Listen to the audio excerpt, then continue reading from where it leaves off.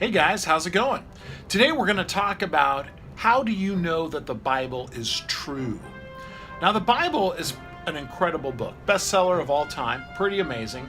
But what makes it extra special is all the copies that we have that show that it's true. And what do I mean by that? Well, there's actually more than 14,000 copies and fragments. We don't actually have the original Bible that, say, Moses wrote parts of and David wrote parts of. But what we do have is that people copied copies of copies.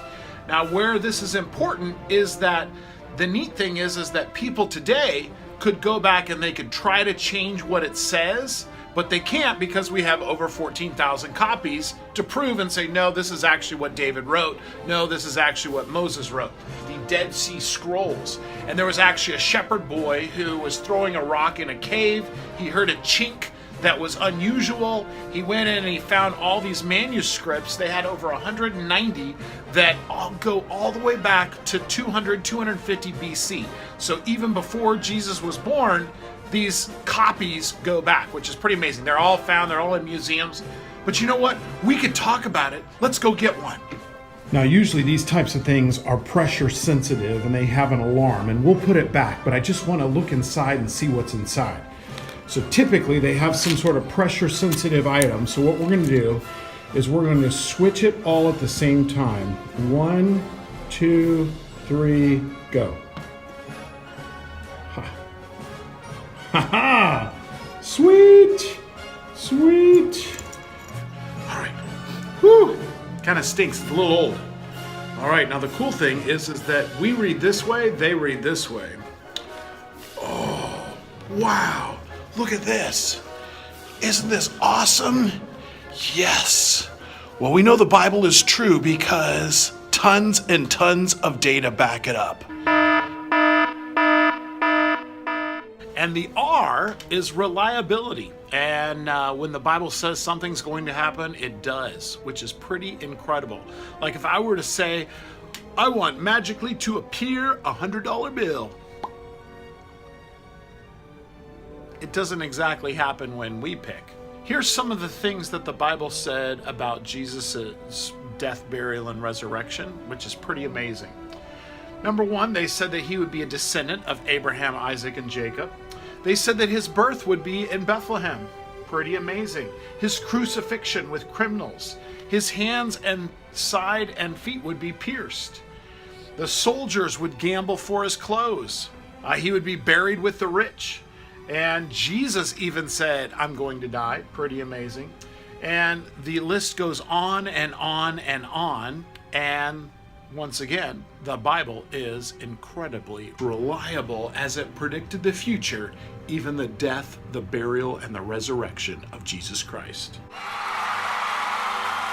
But now we need a U for underground discoveries. That's right.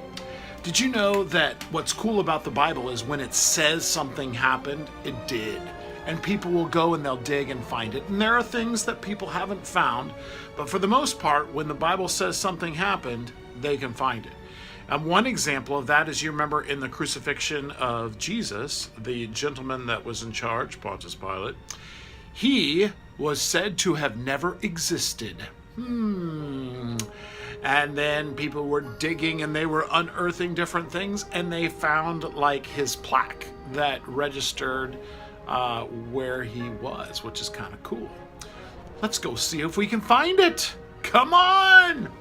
The significance of the Pilate stone is that it actually gives us hard evidence of this central figure from the story of the crucifixion of Jesus. So Pilate really existed, he really lived, and he really was the prefect of Judea.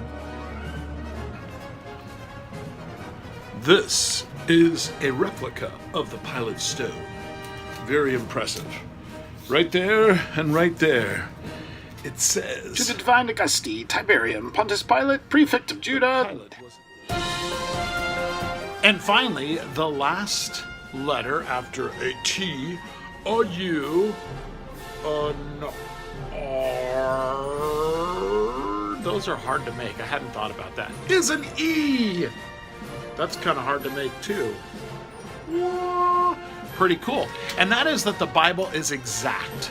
What's so amazing about the Bible is in my day, before we had Google and the internet, although we did have it, but it wasn't as good as it is today, they had encyclopedias, and encyclopedias were like books of information. Well, the Bible has tons and tons of information, and it even shared it before people knew any better. For example, they said in the Bible, they're very specific, you should wash with running water. Well, the sad thing is that even at the birth of our nation, doctors would still go and they'd work on someone who is dying. They would stick their hands in water and then go work on someone who was alive, and people would get sick. And if they had only let the water run off their hands, there goes the germs.